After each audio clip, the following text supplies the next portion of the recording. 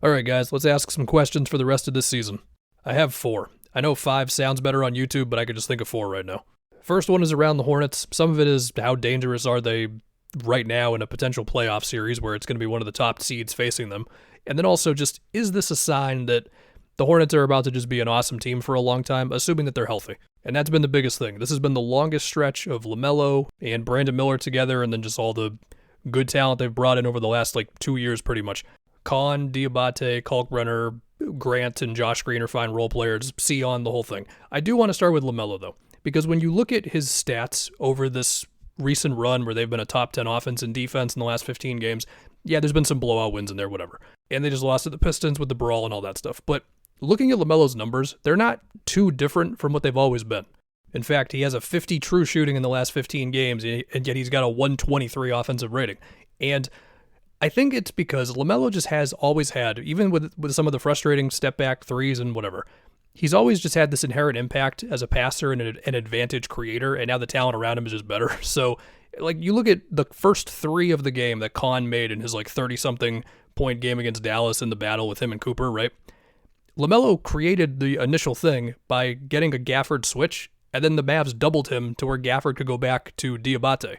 And then it puts him in rotation, swing, Kahn gets a 3. LaMelo doesn't get the assist, but he was the one who created the first thing, right? And it does feel like throughout this stretch, the Hornets, at the least, they have made an emphasis on setting a screen as early as they can in possessions for LaMelo. He'll be crossing half court at 19, 20 seconds, and there's already a screen, potentially a double screen waiting for him. So that's cool. I mentioned Kahn. We all know Kahn is awesome. There's the way he keeps the machine moving, the tough drives, the amazing shooting, the ghost screens, all that. And then Brandon Miller, it feels like Miller has put on a little more weight, a little more strength, and while the last couple games have not been as good, he had a great stretch there where it's just a little bit more of playing through contact, getting into more mid-range, getting into more drives. Not to say that those numbers are super different, but the free throws are a little up. He's shooting 49% on drives in the last 15 games, which would be the highest percentage if you stretch that out for a whole season for him. And the recent one against the Wizards is probably the best example of this. Just drives where he's dealing with contact with Sarr and Bub, Will Riley as well. And he gets into the ghost screen stuff as well. But of course, this isn't just going to happen off of those 3 guys, right? Diabate, is he going to make an all-defense team this year? At the least, I think he's going to get talked about if he keeps this up. I mean, the recent game against Wemby, where he was mostly just locking Wemby up 1v1, it was wild what he was doing. He's also been huge for them on the offensive glass, which I think goes a little under the radar when talked about, how the Hornets are turning this around. They've been the best offensive rebounding team in the league recently. And then defensively, I mean, partly you're just seeing what happens when you have just an influx of good defensive players, right? Grant Williams can guard guys bigger than him. In a recent Rockets game, he was on Şengün for some possessions, or I mentioned Diabate. Sion's a tough on-ball defender. I think LaMelo has also been at least a little bit more disciplined, not finding himself out of position as much defensively. I do also think Charles Lee has these guys really locked in on, we're going to send an extra guy on a star, but we're not going to have it be actually as aggressive as it appears. I mentioned that Rockets game again, which I swear I don't try to have a Rockets game in every video, but it just kind of ends up happening. You'd see plays where Josh Green is helping to contain KD and then quickly closing back out to Reed Shepherd, where he's actually not as open as they initially thought he was, or Diabate going to double KD and then getting back to Şengün on the three-point line. Little things where, if you help off the wrong guy, if the timing isn't right, you're playing with fire defensively, but it does feel like they're pretty locked in on this stuff.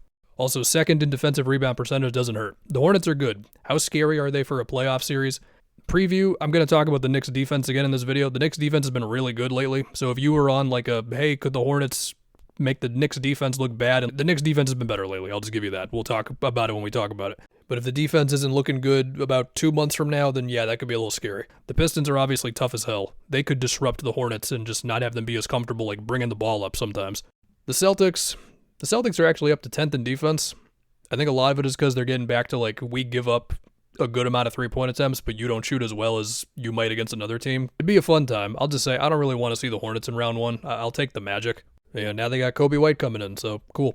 Anyway, Hornets are good. Next question. Are we taking the Sixers seriously enough? I know you don't believe in them. I know you think Embiid's going to get hurt, but he has been, scoring-wise, awesome lately. I mean, it's been leaning more on the mid-range, the fadeaways, but all the foul drawing, regardless of how you might feel about each play, is back. My eye test makes me feel like he's setting more screens. The numbers say, it's about as normal as it always been. I'm going to bring up a Rockets game again, I'm sorry. There was a fourth quarter before PG got suspended where he was guarding Şengün, where he looked about, 6 years younger or so. My big picture question with the Sixers is kind of the same as it would always be going into a playoff series, which is some games, Maxey and Embiid are simply going to be too good, and Philly's just going to win off of that. But for the games that go down to the wire, is the ball moving enough? How are they handling the Embiid doubles? Like, how are they spaced out? How is Embiid just making certain reads? And then are they good enough on defense? And also the non-Embiid minutes. As you imagine, it's going to be Oubre, who I do think Oubre showed a lot of guts in last year's playoff series guarding Brunson on the ball. Not to say that he was like locking him up every possession, but he was making him work for it, right? You got Barlow, PG. PG, he will be back in time for the playoffs. You have to wonder just how the 25-game suspension is just going to make him be rusty when he comes back. I mean, it felt like he had a real chance to build up momentum. VJ, Grimes, like these are all at least like, 6'4" to 6'8"-ish wings/guards who you can sometimes have like a size advantage on somebody, whatever, with some switchability there, of course. I mean, look, if the playoffs began right now, it would be Celtics-Sixers round 1, because of course it would be. And I picture a series where like JB would physically be there. He'd be ready for it. That's fine. But I picture like Pritchard, who's been super cooking off the bench lately, and D. White, they would get their threes up. Like the Celtics would challenge Philly to move defensively and guard the three balls, of course. But as far as like you got to score in a 1v1, I just wonder what happens there as they're trying to go at again. VJ, PG, who will be back for the playoffs, Grimes, Oubre, you get it. And obviously Tatum is the big what if for the Celtics. We don't even have to go there. He's doing a little bit of practicing with the G League guys. Great. Next up. So this is not just a totally Eastern Conference thing. Let's talk about Stephon Castle, who just had probably his best game of the season versus Dallas. Had a very nice recent stretch here, which is great because the guy had a stretch before that, mostly in January, that was rough, including a back-to-back Wolves-Celtics where you couldn't ask for 2 worst games in a row. Of course, Castle is not a shooter. We have a year and a half of him in the NBA, and we got a year of college. He's not been good from 3. And I also think he came into the NBA, while he could clearly make plays and score and get to the basket and everything, at his core, he came in as someone who's better at attacking off of advantages, like off the catch and everything, and the Spurs are trying to turn him into more of your typical playmaker. I mean, he actually leads the team in assists right now. And you combine all that with the way defenses guard him, where, hey, you watch a whole Spurs game, you're going to see some plays where he's left open. You can see sometimes where a center is on him, or like what we're going to double Wemby, we're going to play off of you and all that. And I just picture in the playoffs, I just want to see what happens, okay? Like sometimes Castle's going to be driving versus a packed paint, and Castle's one of those guys, I mean, he would really, really benefit from like a pull-up too, because so many of his shots feel like these short jumpers in the paint, or like he'll pick the ball up and then he's like kind of searching around a little bit, and then he might go up for like a hook shot or try to draw contact or whatever. And in the playoffs, everything is tougher. Everybody is more locked in on how to guard you. And so whether it becomes he makes those threes teams dare him to take, because he'll have some games where he goes off from 3, or he's taking a center in a 1v1, or he is getting to the middle of the floor or cutting or just driving into open space, and then from there, I don't know what's going to happen. It might be a floater. It might be I'm picking the ball up. Where do I go with it now? It might be all types of things, including sometimes some great lobs to Luke Cornett or just huge three-point plays. Like Castle's going to have great moments in the playoffs. Am I thinking about the playoffs too much? I mean, it's like February 10th right now. But yeah, love Castle. Again, just had an amazing game versus Dallas. From like 5 games into his rookie season, I was like, I'm on team Stephon Castle. But this is the process he's going to have to go through. I want to do another video on the Spurs and probably more focus on Wemby and picturing him in the playoffs and his minutes. That'll be another video. Might be the next one. And then the last one, I previewed it earlier.